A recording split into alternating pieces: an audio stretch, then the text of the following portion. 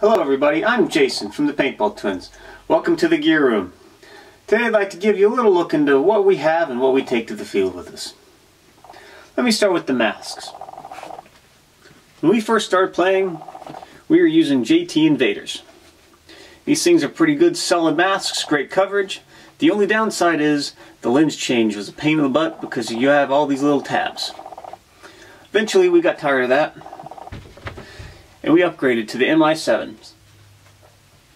These things are pretty good, solid masks. We enjoy them. The lens change is super easy. Haven't had too many problems with them. We also have a pair of V-Force grills, so we have something that's a little more visible whenever we're reffing. We enjoy wearing these as well. Next up, I'd like to go over some of the guns that we have. Let me start with the ones that you see on the videos most often. This is the Azodin Kaos-D. It's their second tier line of markers. Mechanical, has on-off ASA, inline regulator, and the zero recoil system. It's a pretty good, solid mechanical marker. Almost never goes down. And when it does, it's really easy to fix because it's a Spyder clone. This is my primary gun. You'll see me using it a lot. I enjoy this thing and it served me well. Next up, classic mini mag. Jeremy likes to use this one a lot. Classic barrel. We got a matching set of these a few years ago. We love these things to death. They're good, solid guns. They're a little heavy, but they garner a lot of attention on the field because not many people use auto mags anymore.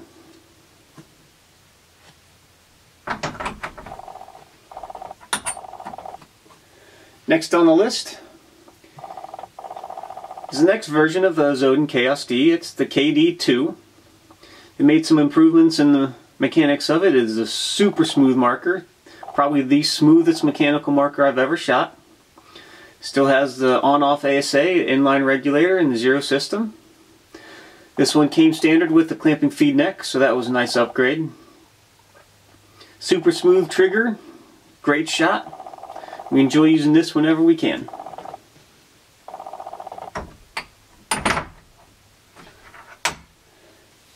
Next one we like to use a lot is a Tippmann ProLite. This thing's a great solid shooter.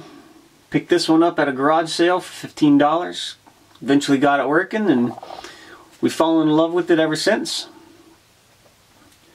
Great little shooter. Big shooter. With a 24-ounce tank on it, this thing is up to a yard long. It's a lot of fun to use. Real challenging when you're trying to play tight to bunkers. Next one is the Hammer 7, made by Spyder. It is a pump action. Right now we've got the 16-inch J&J on it as well. It is also a clip fed, so you can run clips, mag fed if you want to, or you can run the hopper. You just rotate the breech. I've set it with the bottom line because I don't like the tank right there, but you can do whatever you want with it. These things are a nice, good, cheap gun, around $60 new right now.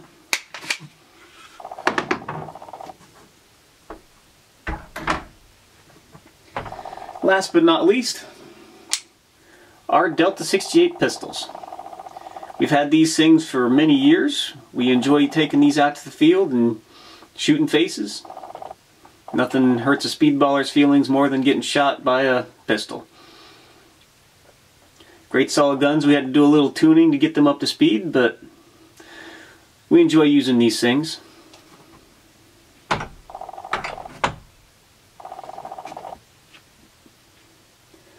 Next, I'd like to show you a thing that we get a lot of questions about on the field. That small thing on top of our guns. Our little hoppers.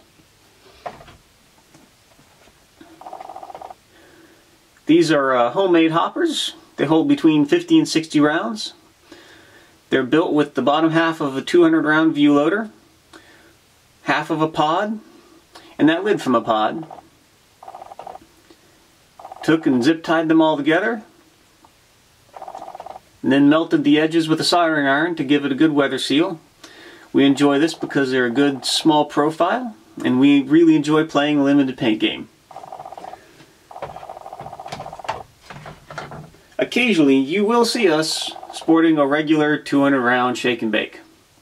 We do that when we're playing rec ball somewhere and we just don't feel like using the pods, so we're going to do hopper ball all day. Makes it much easier just to run the 200 round hopper, so we're not always constantly refilling. Play multiple games and without having to worry about it. Next thing on the list of gear will be the tanks. We run Ninja 5045 peanut tanks. These things are great little carbon fiber tanks. They're really light, hold a good bit of air in them. We even have some tank covers.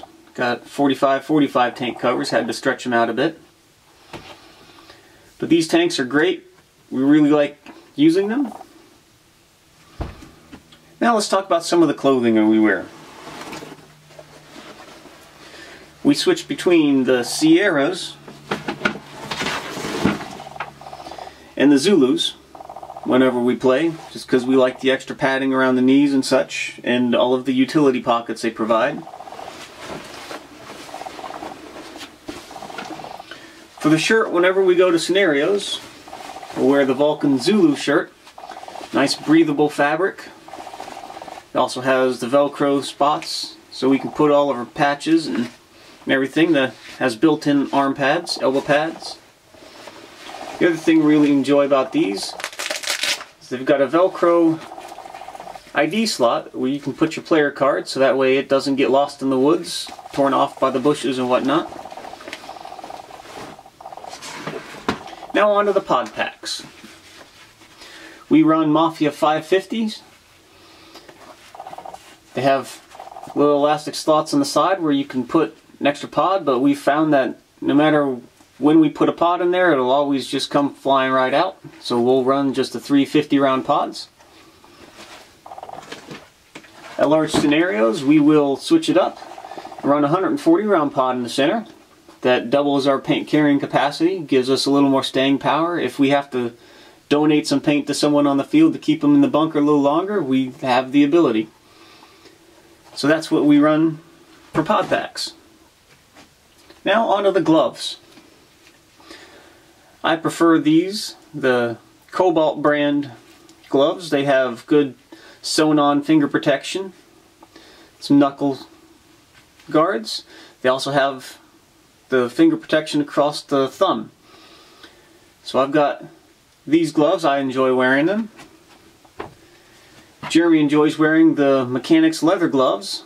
They have much better back of the hand protection, but they do not have anything on the thumb.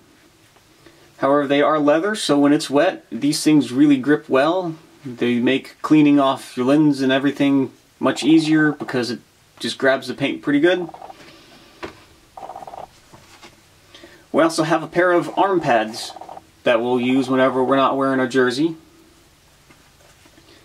These things really help out when we're crawling around on the ground in the rocks and sticks.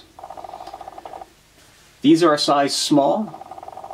If I had to do it over again, I would probably get a size medium, as these things are just a wee bit on the tight side, and at the end of the day they can be a little hard to get off, but we do enjoy having them. The next thing you don't see a whole lot of is our cameras. We use primarily the Replay Primes. They have a nice on button in the front and record button in the back. We like them because they're a nice small profile. We can put them on pretty much anything we want, and they work well. They do 1080 at 60 frames, and we've enjoyed having them.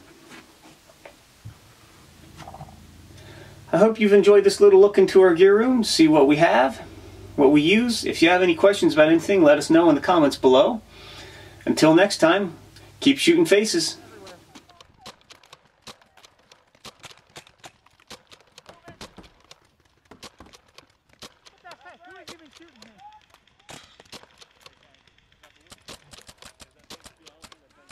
thanks, Red.